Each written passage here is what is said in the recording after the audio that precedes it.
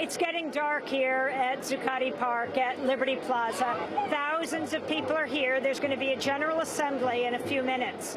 Among those who are going to be addressing them are John Carlos, who is very famous for the famous Olympic salute in Mexico City. We'll talk about that in a minute. But right now, we're joined by none other than Gabor Maté.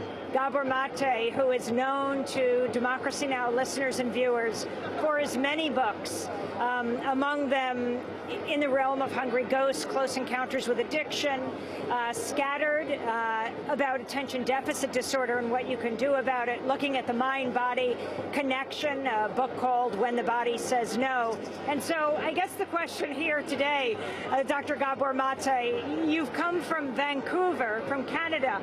Why are you here at Liberty Plaza? Well, I happen to be in New York speaking to a number of groups on addictions and stress and child development, but I could not stay away from this place. As somebody who reached political consciousness in the 1960s, just when John Carlos did his famous salute at the Olympics, it's gratifying to see that the thirst and the demand for justice and power and people's rights wasn't restricted to one generation or one time only, but is very much alive in America. It's wonderful to see that. So you're a physician who deals with issues like addiction. In fact, that's why you're in New York. You're going to be addressing people.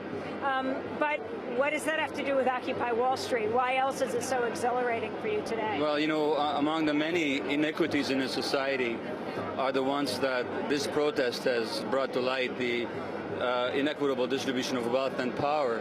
But what is not so generally realized is that this society also makes people sick. 50% of American adults have a chronic medical illness, and much of that has to do with stress. And if you look at the literature on what causes stress, it's uncertainty and lack of information, and loss of control, and lack of expression of self. And the uncertainty that has been forced upon the American population by the recent economic crisis, the loss of control as power has flown into the hands of very, very few people, and the absolute powerlessness of the many in the face of all that, and the lack of expression to the ordinary political process. People are totally disempowered and deprived of their voice. This protest addresses all those issues, so I can only say that this is an extraordinarily healthy thing to happen. People who participate here will be healthier for it as a result, and maybe society in general as well. And one more thing as well, there was a study just this morning that parents who are stressed, they're not as tuned into their kids, they're not as connected to their kids. So when society stresses people like the current economic uncertainty and crisis does, children are not getting what they need. So this protest as well speaks to the needs of children as much as to the needs of adults in general.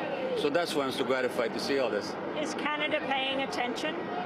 It's paying attention to the media, and there's some talk of similar protests in Canada. It hasn't happened yet, but it well might, and it well should, really. And how has the corporate media covered this in Canada?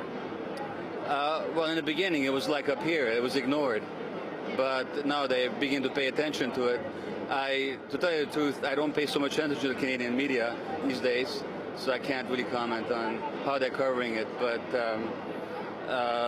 it's nice to see that the American media, at least now, has begun to pay some serious attention. And there was a wonderful column the other day in the New York Times by Paul Krugman, the Nobel Prize winner, that really honored the protest for what it is. Well, I want to thank you very much. This is Democracy Now!, democracynow.org, the War and Peace Report. And we'll be back as